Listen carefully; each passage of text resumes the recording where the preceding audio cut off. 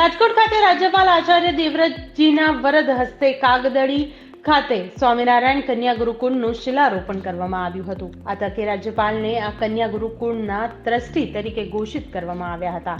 રાજકોટ સ્વામિનારાયણ ગુરુકુળ સંસ્થા દ્વારા 18 એકર જેવી વિશાળ જગ્યામાં આધુનિક કન્યા ગુરુકુળનું નિર્માણ કરાયું છે.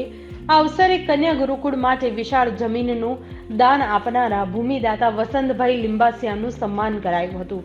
આ કાર્યક્રમમાં સાંસદ મોહનભાઈ કુંડારિયા અને રામભાઈ મોકરિયા, રાજકોટના મેયર નૈનાબેન પેઢડિયા, ધારાસભ્ય દર્શિતાબેન શાહ અને કાંતિભાઈ અમૃતિયા, જિલ્લા પંચાયતના પ્રમુખ, જિલ્લા કલેક્ટર પ્રભવ જોશી, રાજકોટ શહેર પોલીસ કમિશનર રાજુ ભાર્ગવ સહિત અન્ય સંતો અગ્રણીઓ ઉપસ્થિત રહ્યા હતા.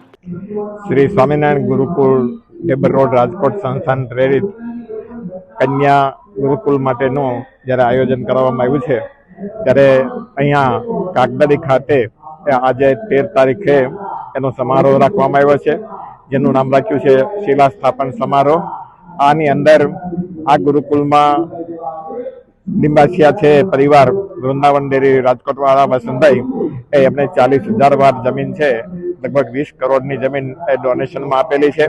એમના દીકરા મોહિત અને પોતે પણ રાજકોટ ગુરુકુળના એ બંને વિદ્યાર્થીઓ છે અને અહીંયા આવતા 2025ના જૂનથી 6 થી 8 ધોરણ માટે દીકરીઓને અભ્યાસ માટેનું શરૂઆત થશે અને એની સાથે અહીંયા ઇન્ડોર ગેમ છે, બીજી બહારની રમતો છે, સ્વિમિંગ પુલ છે, એની રસોઈ કળાઓ છે, એને સીવણ કળાઓ છે, એવા જે પ્રેક્ટિકલ જે અનુભવમાં જે આવી શકે એવા ક્લાસીસો પણ ચાલશે અને ટોટલી વિદ્યાર્થીઓ છે અહીંયા 1200 જેટલા એ રહી શકશે અને અભ્યાસ કરી શકશે.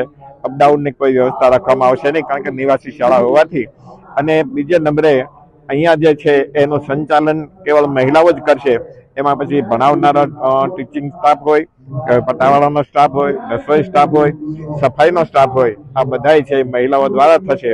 અને એ મહિલાઓની ઉપર ગ્રહસ્થ મહિલાઓ એ છે એ દેખરેખ રાખશે અને એમને કાંઈ જરૂર હશે તો ગ્રહસ્થ ટ્રસ્ટીઓ જે છે એ એની સહાય લેશે.